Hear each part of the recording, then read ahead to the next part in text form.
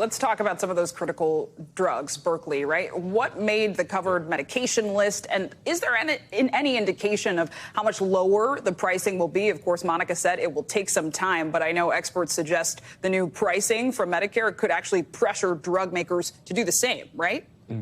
That's correct. So there's a few drugs on the list that were expected. So there are a handful of diabetes medications, including Novolog, a very popular insulin.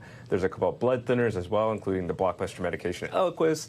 There's a blood cancer drug, a drug for heart failure, a drug for arthritis, a kidney disease drug. And so this is just like the first step in the process. And so, as we were saying previously, there's no indication yet on how much this price will be, but there are studies that found this will likely save the U.S. and taxpayers billions of dollars over the course of years.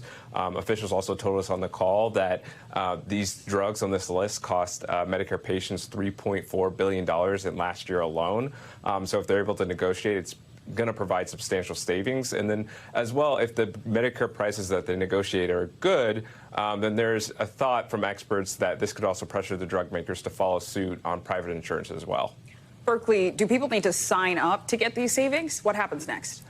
No. So if you're on Medicare, if you're prescribed these medications, then in 2026, when these prices are expected to go into effect, then you should see this price decrease reflected at the pharmacy counter. Also keep in mind that they're going to add more drugs on the list. In the following years, they're going to add another 15 drugs, and then another 20 drugs, and then 20 more after that. And so if your drug is not on this list currently, you could still see savings in the future. For private insurers at the moment, it's still determined based off of whether their private insurers will follow suit or not on these prices. Thanks for watching our YouTube channel. Follow today's top stories and breaking news by downloading the NBC News app.